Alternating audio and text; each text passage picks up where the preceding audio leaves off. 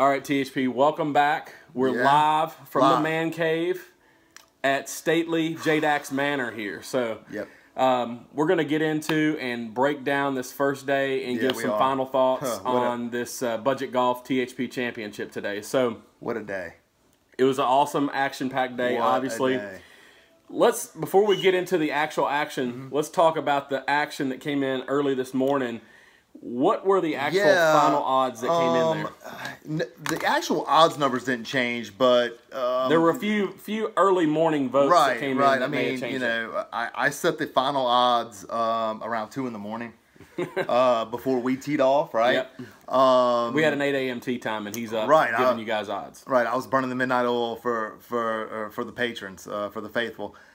The Swedish Tigers went off as a slight favorite, but it was marginal. So the majority of the action did come in on them. But you know, those top 5 teams, really the action was sort of jumbled. So yeah, Geeked Out and Swedish Tiger went off at 6-5.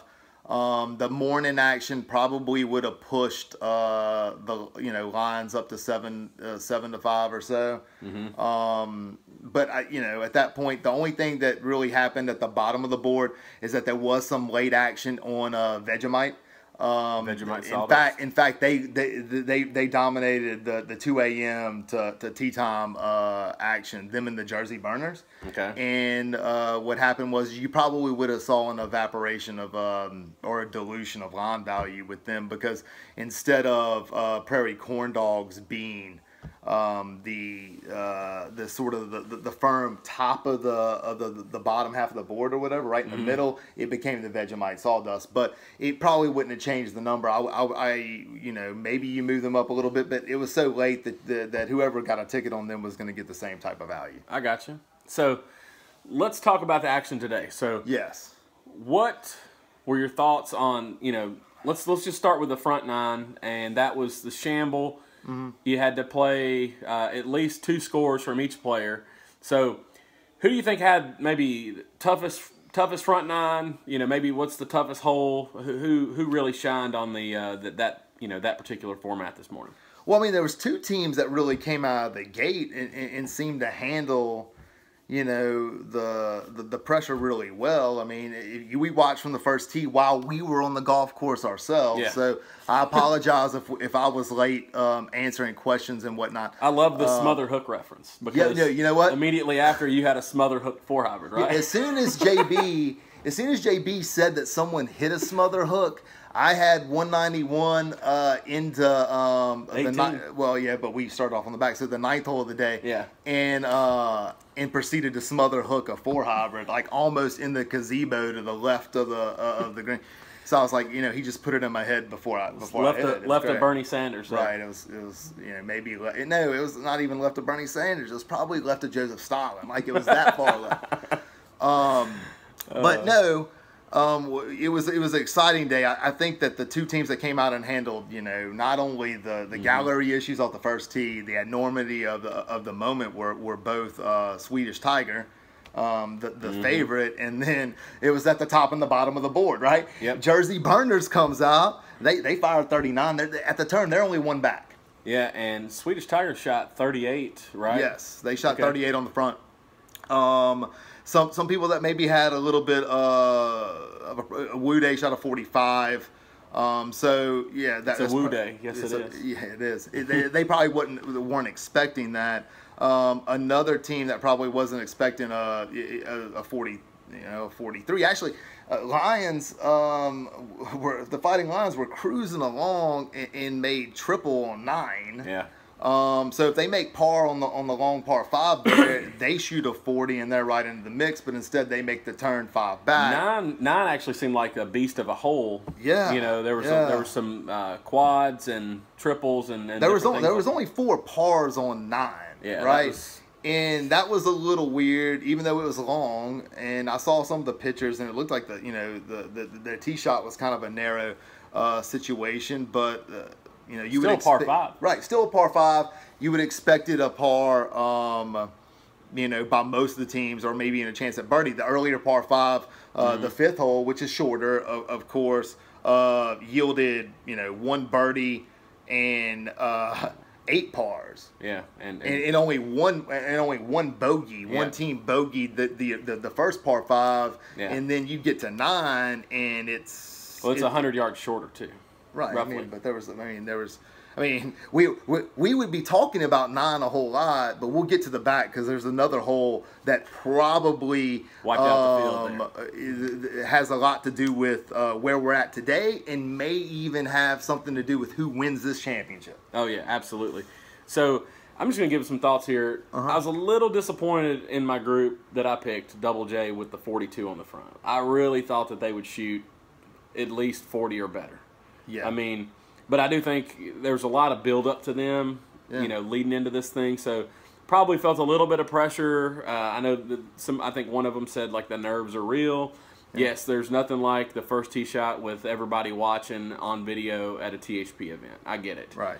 I mean, we've seen everything from stripe show to top balls to shanks to just, I mean, anything. Just egregious stuff. Couple other, let's give it a couple other highlights. Geeked Out came out, shot a 41. Yep. I wasn't expecting that.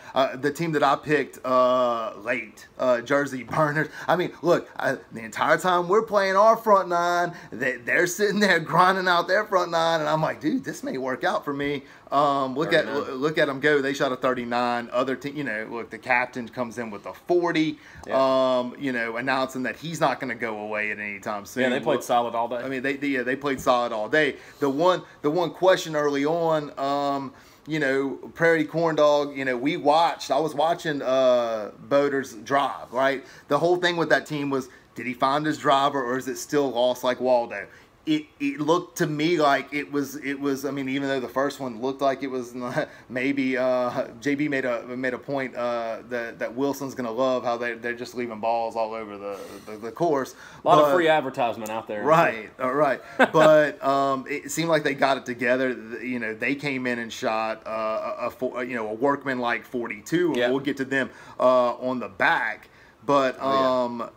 You know, it looked like Moulton, you know, maybe he was sandbagging us a little bit because they came out, shot a 41. Yeah. They made the turn 3 back. Yeah. So, yeah, leaderboard was really, really tight as they made the turn. Yeah, so Swedish Tiger had, essentially had a one-stroke lead over your guys, the Jersey Burners. The Jersey Burners, So let's get into the back 9, which is alternate shot, which, you know, we've got some experience with alternate shot. So, yes, we do.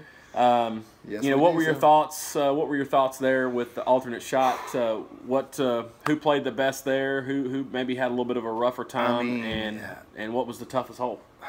Well, 13 by far. 13 was absolute carnage. And if you were watching this along, I mean, I was watching the live update thread, seeing teams go through there. My pick, Jersey Burners, they make a 10. I mean, it's not 2 seconds after that's posted in the live thread. Here comes a text. You guys made a 10. A sextuple bogey, if you're wondering what that's actually called. So you have on this hole, okay, you've got a triple. You have a quad. You have quintuple bogey. A quintuple and a sextuple. In fact, what you have is a Yahtzee straight of absolute carnage that occurred to these teams on this hole. And in fact, as they go to bed tonight, everyone that was total in Chernobyl is going to think about what happened on the short par 4 that may have cost them a chance at the championship. They will be thinking about this for a long, long time, and I just can't get over what happened to some of the teams on this hole. Well, I mean, you're familiar with just absolute destruction on 13 because that's Dax's nemesis hole at our home course. Look, I made par there today, and it was like I just felt like I made a birdie. But usually, it was a good par. On the green, 2-putt, boom. 7-9 from 168 below the hole, almost made it. Granddaddy prep. Yeah. Captain, if you're listening, we're prepping. The other thing that I saw here was there was really stretches of just survival mode by some of these teams. Like Jersey Burners, they arrive at 13. They play 13, 14, 15 at 12 over par. Yeah.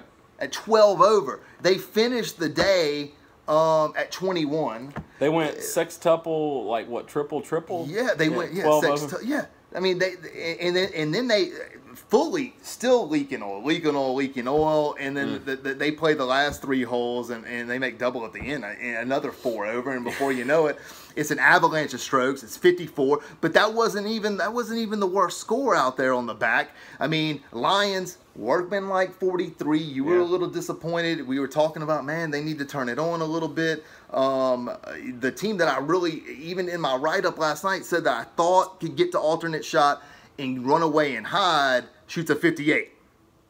And at that point, the wheels just totally come off. The apple cart, like just a total Chernobyl-style meltdown for them on the back. But they weren't the only ones. I mean, there was a lot of high scores here, but those that were able to survive, like it wasn't moving day. Like you thought it was going to be moving day, right? I thought this could separate the field. This really became, can we just survive this thing? Yeah. And still get out of here with a chance of winning this thing. Yeah. Like it was not, nobody made a move. Everybody started backing up. It was just whether or not you backed up the least. Okay? So this is where the strategy that I laid out last night of the mids came into play. Because I told all of you that if you went with a low high, there was a risk reward. And the risk is that the low highs were could be exposed during this part of the format. They were very vulnerable here in this spot. But if you had one of those low highs and they were able to just get out of here relatively unscathed, you were going to look really good starting tomorrow morning. Problem is, none of them really did. So that's kind of where we're at. I will say the people that played really, really good. You were upset with Double J's 42 on the front, right? Yeah, I thought they held it together pretty well on the back. Shot 45. I mean, they're only what, 2 back heading into tomorrow. They start the day solo second, 2 off the lead. And I'm just going to throw it out here. I really like where they're at because there's 3 teams, right, tied at 85. Yeah, there's 3 teams at plus 13. That's 6 guys having to sleep on the lead tonight, and my horse, for the chance at the irons, they're sitting there 2 back, and I think maybe the nerves are gone, and we're playing the easier of the 2 courses tomorrow. I really like the position. Now, a couple other people here that that I have to give a shout out to, dude. Prairie Corn Dogs, man. Yeah. Listen. Workmanlike. I mean, this is bringing your lunch pail. This is just grinding it out. This is like sitting there while everyone's falling apart around you and you're keeping it together and saying, maybe this is going to be enough. 42-43 in alternate shot. They shot the best score in the second stanza of action. They sleep on the lead tonight at plus 13. I like them tomorrow, too. That's solid. The other team that sleeps on the league is the captain. Really good 40 on the front, 45 on the back. And if you'd have told him that probably at the start of the day, he would have thought that he was in trouble, maybe. But no, he sleeps on the lead tonight, trying to get the offer done, trying to get that next tag, trying to go into the granddaddy with momentum. But I want to get, before we get into how we think this is going to play out tomorrow, because that's the next thing on your list. Let me just say, I want to give every one of you a shout out, because it looked like, y'all did a phenomenal job of updating us following along. Yeah. First thing. Bravo to you guys. It was awesome. And it didn't sound like even as you're melting down, some of you, it didn't even sound like there was any angst. Let me tell you something, okay? Let me go back to regional rivalry, where him and I were paired up together. And let me tell you what would have happened. If we were ever staring a combined like 50-something in the face, it would have been a total come apart. In fact, we may have not rode back to Nashville together. There was a good possibility that wasn't going to happen. And how do I know this? Is because in our second match, which was not alternate shot, but it was shamble again after we grinded out the half. We played shamble, then alternate shot was the format, yeah. So we're playing D-Money and Greg, right? And we get to 3. I'm in for par. he doesn't even scare the hole on a birdie attempt. They're making left it short. Right. They're making putts from the parking lot, and we have a chance to try to stay in it with him, and he's leaving birdie putt short. We get to 4, same thing happens. I'm in for 4. What do? I left it short. Never had a chance. Never. All right, never so chance. I know you're trying to dog my putter right now. No, I'm not dogging your putter. Hang on. No, you need to hang on. One hold second. on, stick guy. Let me All right, finish. I'll let you finish. Let me finish. cutting your Let me promo finish, here. okay? So when you walked back into the cart on the 4th hole, what did I say? I asked you, how much do you think an Uber is from here back to Nashville? And you're like, I don't know. I said, if you leave one more putt short while I'm in for 4, we're going to find out. That did happen. But in my defense, I mean, you're trying to throw my putter under the bus here. We're not even tied going into this second 9 after grinding out the half a point. You know, if I don't make the 2 putts, one to extend the match on hole 8, and then the one to win the match, which are both like 5-footers, knee knockers to win the match. Okay, so to extend right. and win. Everybody knows that you're a phenomenal putter. No. And the course had 12 inches of rain, and they were all slow. Look, you're losing them. Here's my point. My point is, the greens were slow. Okay, whatever. Listen, my point is this. We were even par through 7 and lost 3 and 2 and almost stopped talking to each other. Yeah, that's true. Okay? These guys there was a 58, a 49, a 54, a 52. Nobody came to fisticuffs. I'm just trying to give them my hats off. Right? So phenomenal job, guys, keeping it together. These 2, no, never. Well, if we were staring something like that down, they wouldn't have happened. Then JB thinking we're going to come to blows would have been like legitimate thought, because no, I mean we were playing. When we shot even par through 7, they walked on water. This is what was happening. I mean, you know, we play that maybe on a draw track, or you play that deal 9 times, 10 times, we probably win 9. They just, you know, I mean, D-Money MVP. Walked on water. What are you going to do? Took an MVP performance to take us down. Right. Exactly. Yeah. So let's talk about tomorrow. That ran way too long. Sorry about that. Let's talk about tomorrow's formats real quick. So and obviously tomorrow is the easier course. Yes, so by far. I'm assuming we're going to see some lower numbers tomorrow. It's going to play about the same distance. I mean, it's going to play about 65, 70. Today, no, about 100 yards shorter. Right. It played 66-50 today.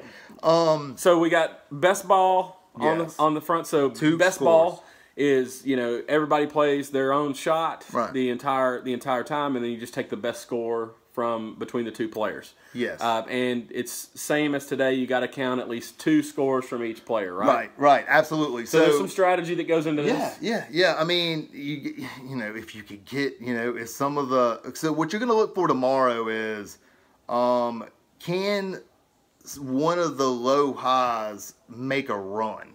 Okay. Yeah. I mean, I don't want to say that anybody's out of it, but if you look at it, I think that any of the guys that are 8 back or better have a chance tomorrow, because someone could get hot in best ball and go really low.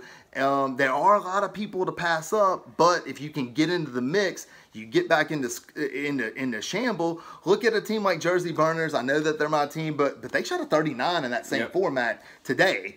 Maybe they go even. Maybe they shot could go that a in little the bit shamble. lower. That was a shamble on the front. Right. So this is a new format. No, but I mean, I'm saying that you could go best ball, go low in best ball, get yourself in a mix, and then get back into shamble, which that obviously favored them. You know, geeked out. Also, you know, I think, you know, probably is right there. They start the day 5 back. Woo Day 6 back. Vegemite. You're going to need to get hot early. So the teams that are going to go out early, they're going to have to post a number. So they don't have a lot of pressure. They're probably not expected to do much. They're going to have fun tonight. Don't overindulge. Let's hydrate people. Okay? Don't show up hungover. Don't do that. And let's go out there and post a number and make some of these guys that are going to sleep on the lead earn it tomorrow. And I think that they can. Anybody 600 lines, you know what Lines is talking about? Let's just go out there and try to win tomorrow.